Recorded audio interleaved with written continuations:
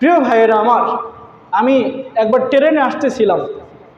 ট্রেনে আসার সময় রাজবাড়ি থেকে একজন পুলিশ সদস্য আমাকে প্রশ্ন করেছিল, যারা ট্রেনে থাকে ওনারা কিন্তু কোনো আসামি ধরে না। আসামি ধরে, ওদের দায়িত্ব হলো ট্রেনে নিরাপত্তা দেয়া। একজন পুলিশ সদস্য আমাকে ট্রেনের ভিতর থেকে প্রশ্ন করলো, হুজুর, এই ঘটনা ঘটেছিল রফিকুল ইসলাম মাদানী ভাই জেলখানায় যাওয়ার কিছুদিন পরের কথা। তো উনি আমাকে বলছে, হুজুর, এই যে আলেমদেরকে আমরা ধরে ধরে বন্দি করি, আমরা ভালো করেই জানি যে আলেমদের কোনো দোষ নাই, তারা নিরপরাধ, কিন্তু আমরা কি করব? সরকারের আদেশ, বাধ্য হয়ে আমাদেরকে জেলখানায় বন্দি করা লাগে। এখন বলেন তো হুজুর, আমরা কি অপরাধী বলে বিবেচিত হব? আমি ওনাকে বললাম, ভাই, আমি আপনাকে একটা গল্প বলি, আপনি এই গল্প থেকে বুঝে নিয়েন আপনি অপরাধী বলে বিবেচিত হবেন কিনা। ইমাম আহমদ ইবনে হাম্বল রহিমাহুল্লাহ, নামটা আপনারা অনেকেই শুনেছেন, মুসনাদে আহমদের লেখক তিনি, যেই কিতাবের মধ্যে প্রায় 26,000-এর উপরে হাদিস রয়েছে। ওই ইমাম আহমদ ইবনে হাম্বলকে জেলখানায় বন্দি করা হলো।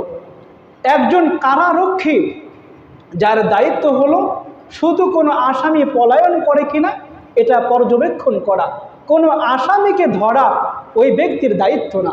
তো এমন একজন ব্যক্তি গিয়ে ইমাম আহমদ ইবনে হাম্বলকে প্রশ্ন করছে, মাননীয় ইমাম, একটা হাদিস শুনলাম, যে হাদিসের ভিতরে নবীজি বলেছেন যেই ব্যক্তি জালেমদেরকে সাহায্য করবে, যেই ব্যক্তি জালেমদেরকে সাহায্য করবে, নবীজি বলেছেন ওই ব্যক্তি আমার উম্মতের অন্তর্ভুক্ত না, আর পরকালে ওই ব্যক্তি আমার হাউজে কাউসারের কাছেও আসতে পারবে না।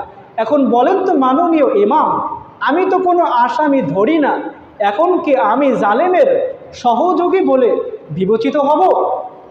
ইমাম আহমদ ইবনে হাম্বল উত্তর দিলেন, না, তুমি জালেমের সহযোগী বলে বিবেচিত হবে না। জালেমের সহযোগী কে? যে জালেমের মাথার চুল আছড়িয়ে দেয়।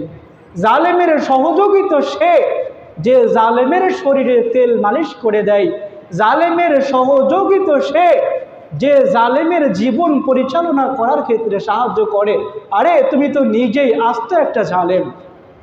কারণ ব্যাপারটা যদি এমনই হয় যে সরকার আদেশ করছে পুলিশকে অন্যায় কাজ করার জন্য, এই জন্য পুলিশ প্রশাসন ওই কাজটা বাধ্য হয়ে করছে, এই দায়ভার যদি পুলিশের উপরে না বর্তিয়ে শুধুমাত্র সরকারের উপরেই বর্তায়, তাহলে ব্যাপারটা তো এমন হওয়া উচিত ছিল, এই যে মানুষ যে অন্যায় করে কার কথা শুনে করে?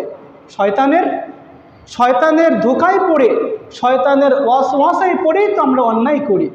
তাহলে ব্যাপারটা তো এমন হওয়ার কথা ছিল যে এর দায়ভার মানুষের উপরে বর্তাবে না, শুধুমাত্র শয়তানের উপরেই বর্তাবে। কিন্তু মানুষ যখন অন্যায় করে, ভুল করে, এর দায় কি শুধু শয়তানের উপরেই যায় নাকি মানুষকেও বহন করতে হয়? মানুষকেও বহন করতে হয়।